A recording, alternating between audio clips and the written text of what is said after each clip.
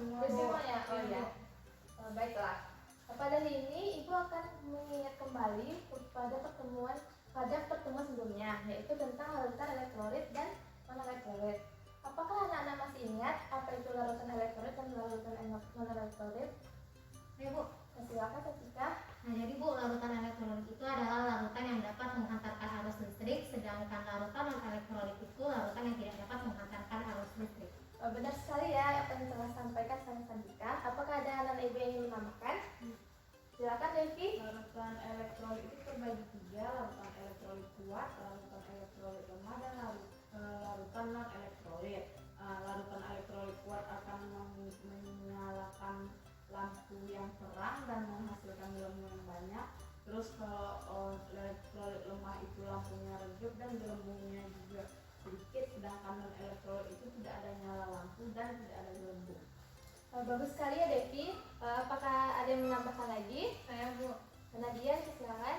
Jadi contoh dari larutan elektrolit kuat itu ada asam basa kuat. Elektrolit lemah itu contohnya ada asam dan basa lemah, sedangkan non elektrolit itu contohnya ada glukosa, urea, sukrosa, dan etanol. Alhamdulillah ya anak-anak masih ingat materi sebelumnya. Nah untuk hari ini, pada pembelajaran hari ini kita akan mempelajari tentang reaksi redoks. Nah apakah anak-anak ibu pernah memakan apel? Pernah Bu. Nah apakah kalian setelah memakan apel pernah meletakkan apel tersebut ke ruang terbuka? Bagaimana dengan kondisi apel tersebut? Apakah warnanya berubah atau bentuknya berubah? Iya Bu, berubah. Bagaimana Agatha bisa menjelaskan? Bu. Nah, Ketika apel itu kita tidak makan kan Bu, kita letakkan di ruang terbuka, maka warnanya itu berubah jadi coklat gitu Bu. Terus dari struktur bentuknya tuh menjadi kayak keriput gitu Bu. Nah, benar sekali ya apa yang telah disampaikan oleh Santika. Nah, dari peristiwa tersebut merupakan salah satu contoh dari reaksi redoks dalam kehidupan sehari-hari. Baiklah anak-anak semua, coba perhatikan PPT yang Ibu tampilkan berikut ini. Nah, dari gambar yang ditampilkan berikut ini, apa yang dapat Anda amati?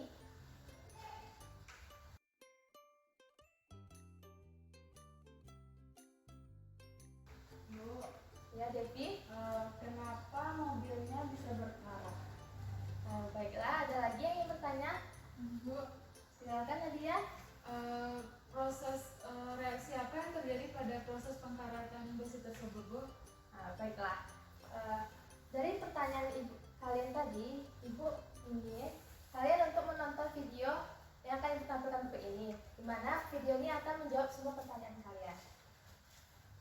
Silakan diperhatikan ya. Besi merupakan logam yang berwarna abu-abu dan berkilau. Tapi, ketika kita berada di kamar mandi, biasanya kita sering melihat paku ataupun besi yang warnanya berubah dan tidak berkilau lagi. Karena sudah berkarat. Lantas, kok bisa besi berubah menjadi karat?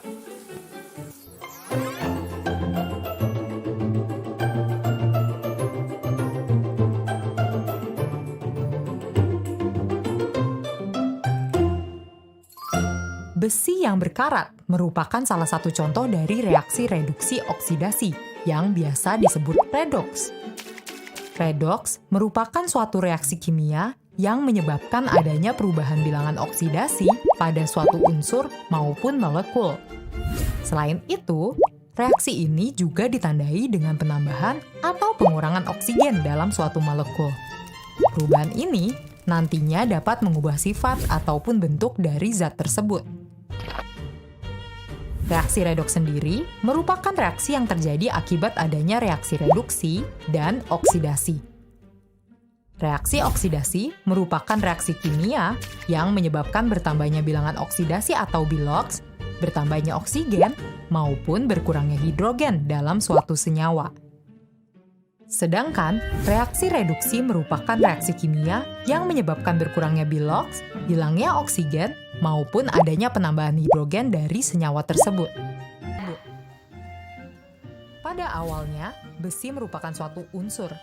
Namun, ketika bertemu oksigen dan air, maka besi akan bereaksi sehingga menghasilkan senyawa baru yang kita sebut dengan karat. Di dalam senyawa karat, terdapat unsur oksigen yang bergabung dengan unsur besi. Sehingga karat biasanya ditulis dengan rumus kimia, yaitu Fe2O3 yang berwarna merah. Sekarang kita sudah mengetahui bahwa besi yang berkarat mengalami proses reaksi kimia, yaitu redoks, ketika bereaksi dengan oksigen dan air, sehingga besi tersebut berubah menjadi karat.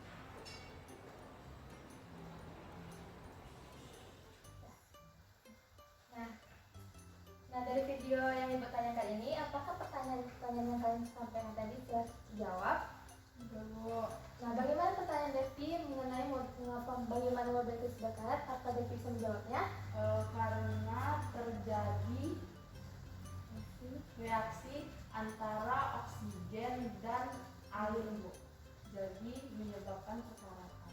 Betul sekali ya Devi, apa yang telah Devi sampaikan. Nah, untuk Nadia bagaimana? Apakah pertanyaan Nadia mengenai reaksi apa yang terjadi pada proses itu bisa Nadia jawab? Bisa, Bu. Nah, bagaimana Nadia? Jadi reaksi yang terjadi itu adalah reaksi oksidasi di mana Fe itu mengikat oksigen menjadi Fe2O3. Nah, betul sekali ya apa yang telah disampaikan teman-temannya tadi. Nah, untuk selanjutnya, untuk meningkatkan pemahaman kalian tentang materi reaksi redoks ini, Ibu akan membagikan LKPD, di mana LKPD ini akan dikerjakan secara kelompok. Nah, di mana LKPD ini Ibu beri waktu diskusi selama 20 menit. Di mana jika kalian ingin ada yang tidak dimengerti, bisa kalian tanyakan kepada Ibu ya. Ya, Bu. Ibu bagikan.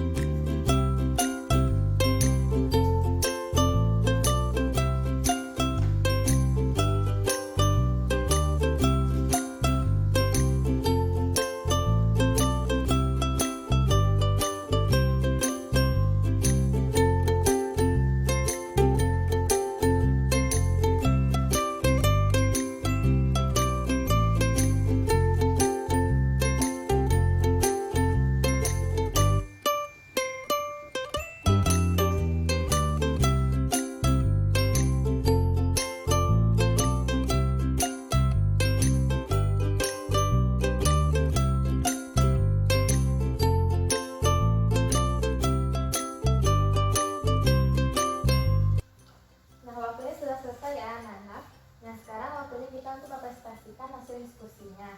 Ibu minta untuk kelompok 3 mempresentasikan hasil diskusi.